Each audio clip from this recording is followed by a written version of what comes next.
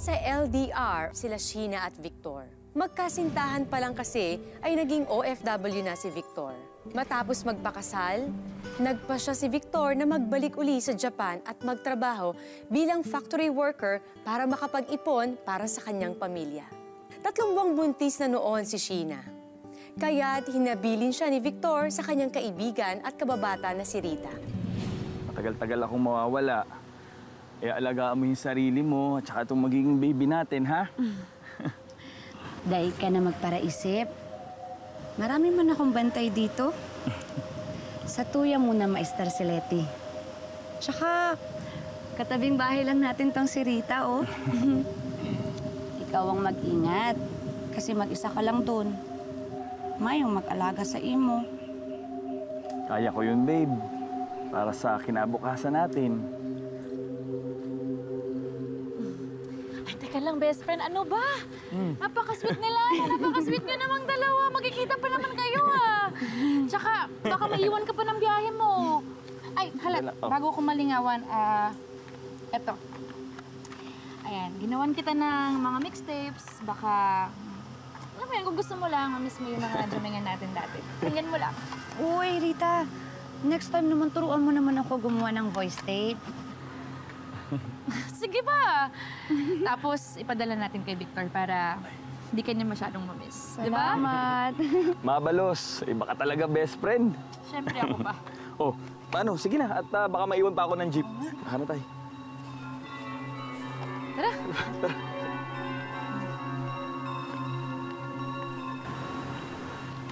Sige, ate, doon naman muna ako sa loob. Tapusin ko lang yung assignment ko. Oh, sige, dali mo na itong tubig. Sige po, salamat. Sheena! Oy, Rita! Ako, tamang-tama. Nagluto ako ng sinapot. Uy, ang sarap nga! Kain ka muna. At saka may dala din ako mangga. Di ba, kahapon mo pa yan hinahanap? Alam mo ba, parang ito yung pinaglilihihan ko, eh. Ang bango! Sarap yan! Naku, salamat, ha. Hmm? Hala, nakakahiya naman. Ikaw pa nagdala ng cassette recorder dito sa bahay namin. Anong nakakaya? Ayos lang, ano ka ba? Ito din yung ginamit ko dun sa recordings na pinadala ko kay Victor. Hayaan mo. Next time, tuturuan naman kita mag-gitara para matugtugan mo siya. Okay? Salamat. Okay? Sige, sige. Ngayon, magsimula na tayo. Teka, nakabili ka na ba ng mga blank tape? Ay, oo. Sige, Nakabili na. Tara.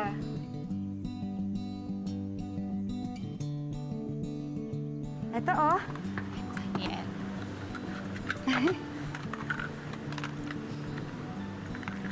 Lalagay mo lang siya dito. Yan, tapos, ayan, press lang natin to. Tapos, magsalita ka na. Sige. Hi, babe! Kumusta ka na dyan? Alam mo ba, ilang araw ka palang nawawala, pero miss ka na namin ni baby. Nagluto nga pala ako ng sinapot. Best friend, ang sarap. Mainggit ka dyan. Babe, yung promise mo sa akin, ha? Sabi mo, uuwi ka dito kapag nanganak ako. Tsaka nga pala yung kinakwento ko sa'yo na bukol ko sa may binti. Lumalaki siya, eh. May bago din ako nakapa dito sa may leeg ko banda. Talaga? Patingin nga. Ayan, oh. Oo nga. Tsaka ito. Patingin mo na yun sa doktor. Gusto mo samahan kita? Talaga? Naku, sige nga, magpapatingin na ako. Babe! Ay, nako, pag umuwi ka dito, baka kami na yung matalik na magkaibigan ni Rita. Oo nga.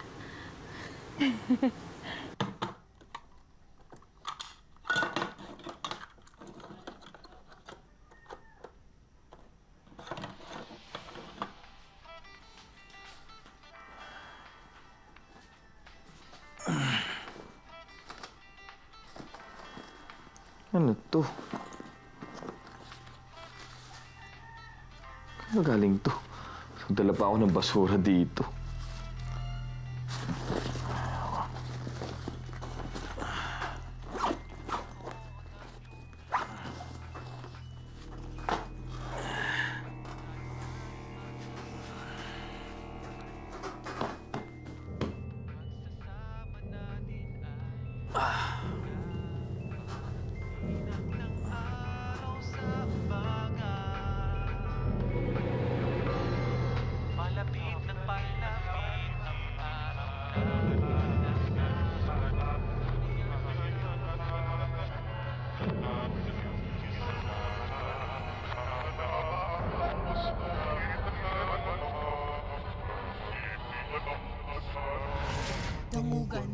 sa kuyong pangadya.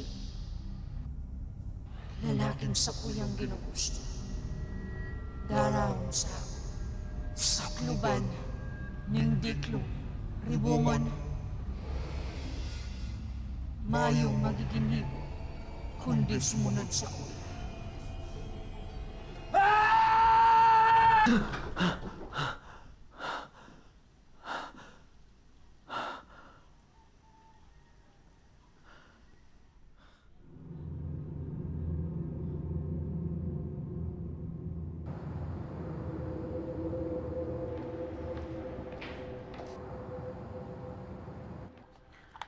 Babe, ipa-check up yun na Rita yung mga bukol na yan, ha? Alam mo naman, kailangan healthy ka palagi. Lalo na't buntis ka. Magpapadala lang ako ulit ng pera para makabili ka ng mga vitamins mo. Babe, miss na kita. Lalo na yung mga yakap mo. Pati na rin yung... Alam mo na. O sige na, mag-ingat ka dyan.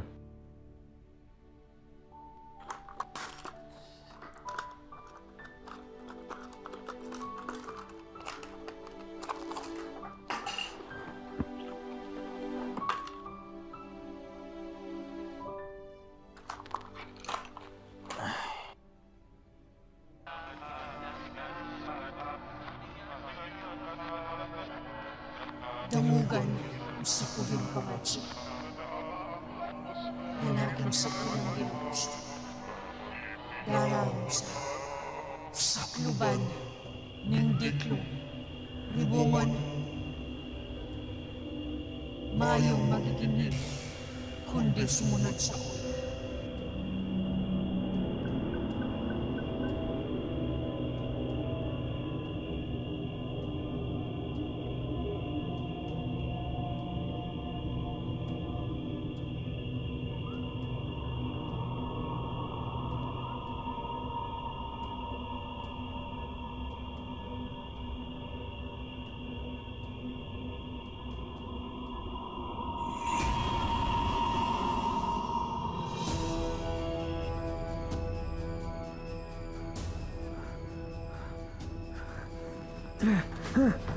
Dito! Dito!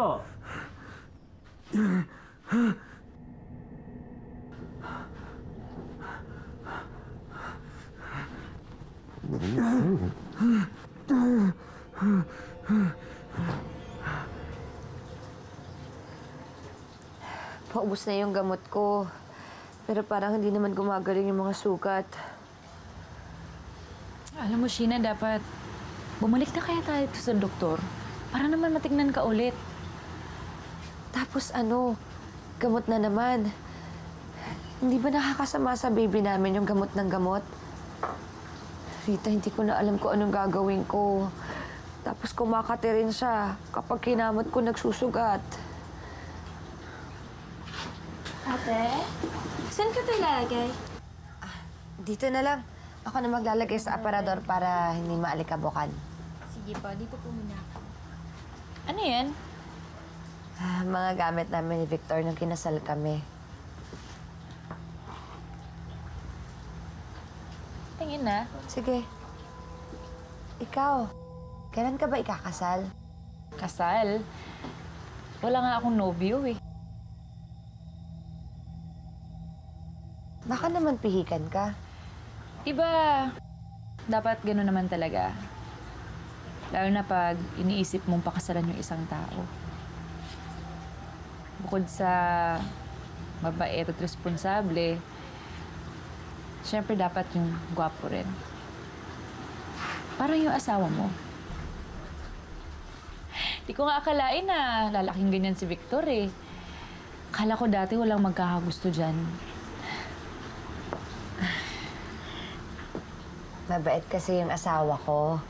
Tsaka alam mo, ramdam na ramdam ko na mahal niya ako. Hayaan mo, Rita.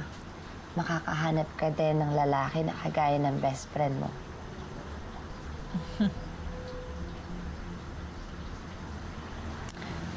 O sige, teka lang, gabi na ha.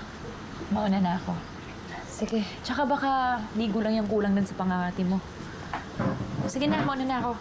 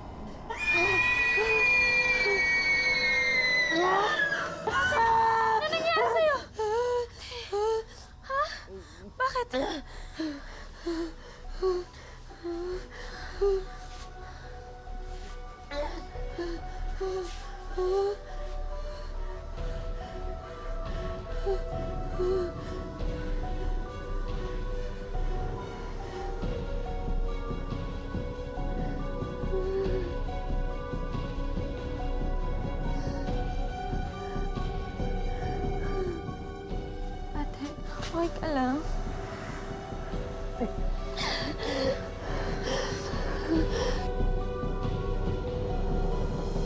Leti, pinuntahan mo ba si Rita? Opo, pero sarado yung bahay. Kumatok din ako pero walang sumasagot. Nay, tama ba itong pinuntahan natin? Anak, maraming bagay ang hindi na ipapaliwanag ng mga doktor. Madalas, albularyo pa ang nakakagamot. Baka naman kasi nanuno ka o kaya nakulam.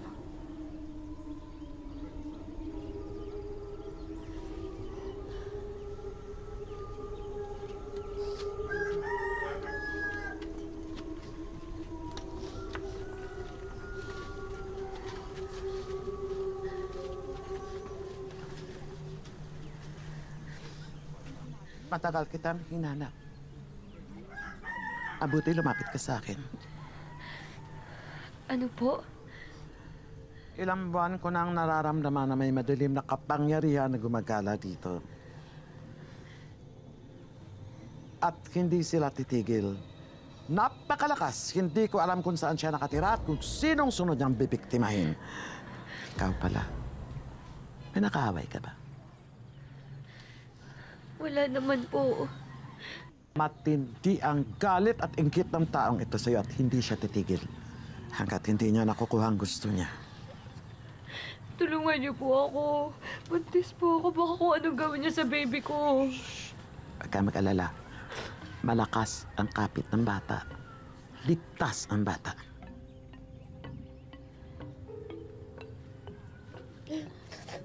Saan mo loob mo, anak?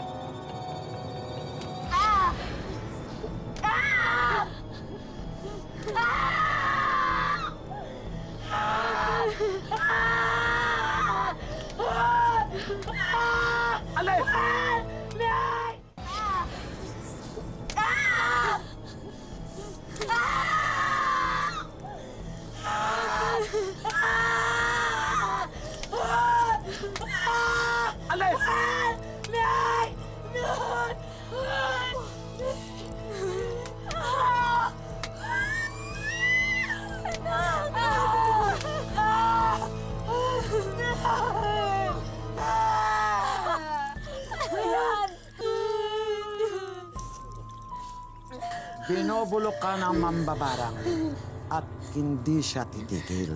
Kung hindi kita nakita, baka ilang araw lang patay ka na. Gagaling na po ba ako? Hindi pa. Hindi titigil ang mambabarang hanggat hindi mo nakuha sa kanya mga gamit mo. Hawak pa niya. kailangan kunin mo lahat para wala nang bisang sumpa niya.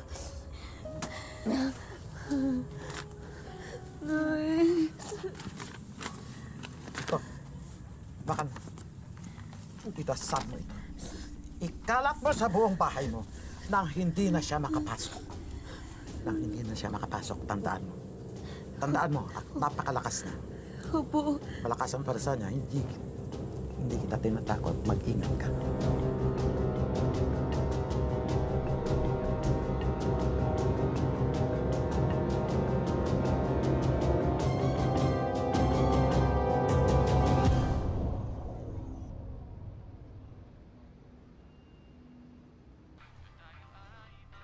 Damugan sa kuyong pangadyo.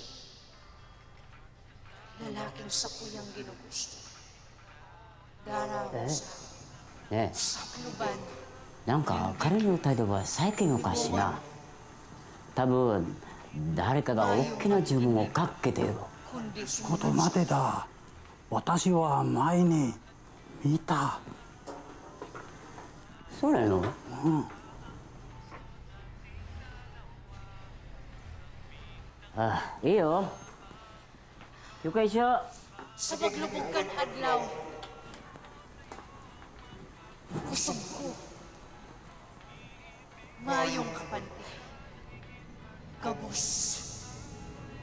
Nasa kuyang gusto. Damugon sa kuyang pangadyo. Lalaking sa kuyang ginugusto. Darawon sa ako. Balutin ng dilim. Aliwin. Tituhin. Walang ibang gagawin. Kundi ako ay damugan sa kuyang pangadyo. Lalaking sa kuyang ginugusto. Darawon sa ako. Sakluban ng diklo. Ribungan, mayong magiginhib. Walang ibang gagawin. Kundi ako ay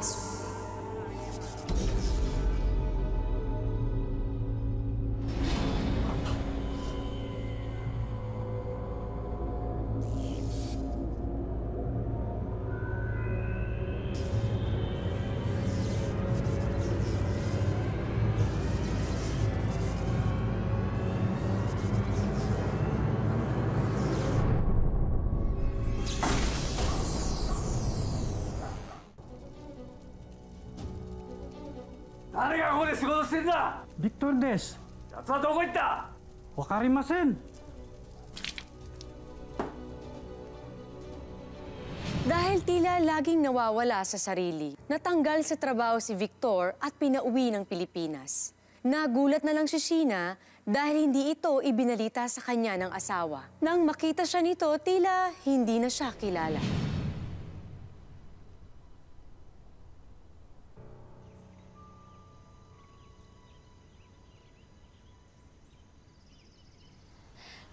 Babe! damugan sa kuyang pangadyo. Alalang-alala ako sa'yo. Buti na lang nakabalik ka na. Lalaking sa kuyang ginugusto. Sino ka? Darawon sa ako. Victor! Ako si Sheena. Ako yung asawa mo. Hindi kita kilala. Rita, Sakluban, Rita, miss na kita. ribungan,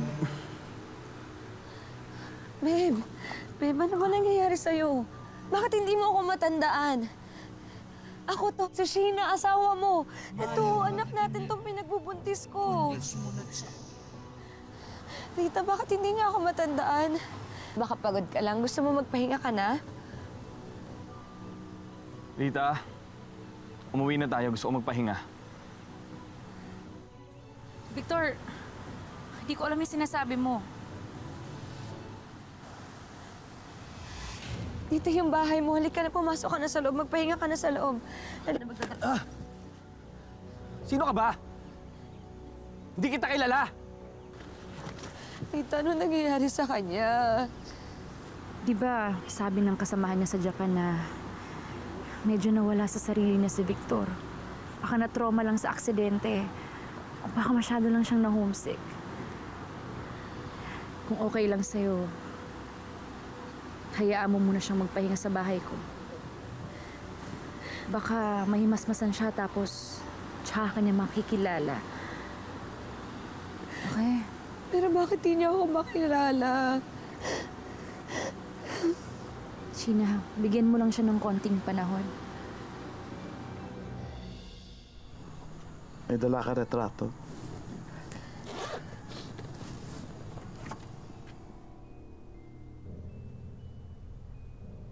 Ito po yung asawa ko. Ginayuma ang asawa mo. Ano po gagawin ko para mawala po yung gayuma? Sino ito? Hindi ko makita ang mukha niya. Siya ang gumayuma sa asawa mo. Sino yan? Si Rita po. Siya. Siya talagang gumayuma sa asawa mo.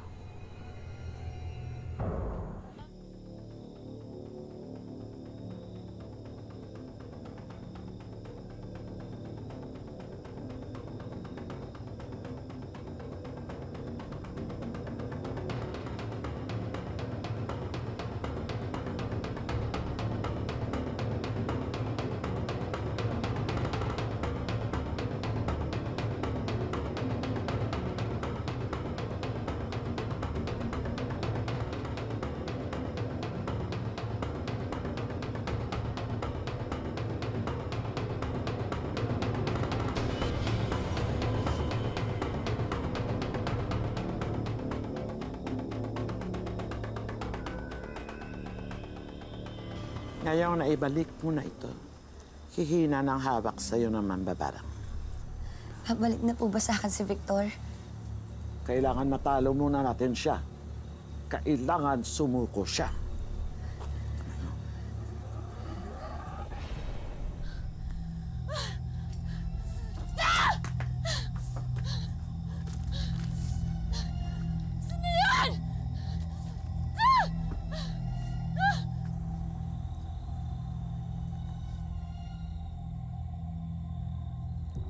Sumuko ka na. Sumuko ka na. Sumuko ka na. Ano? Tigilan mo na ang mag-asawa. Kung hindi, tutuluyan kita. Ano? Aalis ka, hindi. Rika! Walang iya ka, matanda ka! Pakilamera ka? Dapat inuna kitang patayin eh! Tuluyan kita! Rika! Aray!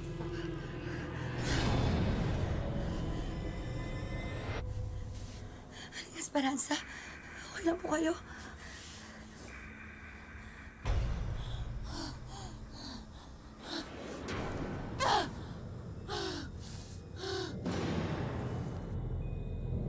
Susuko ka ba o hindi? Ano?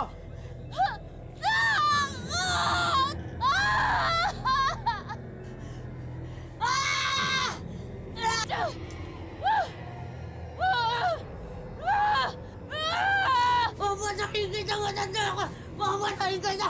Mamatayin kita! Aray! Bitawan mo ako! Ayoko na! Sino ka? Sino ka? Si Rita! Ako si Rita! Ipanik mo si Sheila. Susuko na ako! Susuko na! Mangako ka! Mangako ka, lubayan mo mag-asawa! Aray! Ano?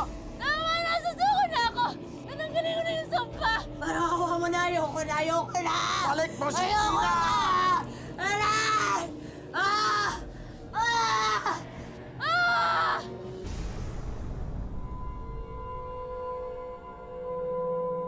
Wakas, nawala na ang tilang sumpang bumabalot sa pagkatao ni Victor at nagpakalayo-layo naman si Rita.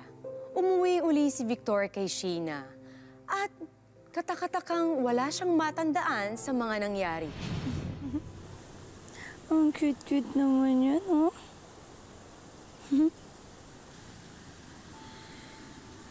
Mahal na mahal ko kayo.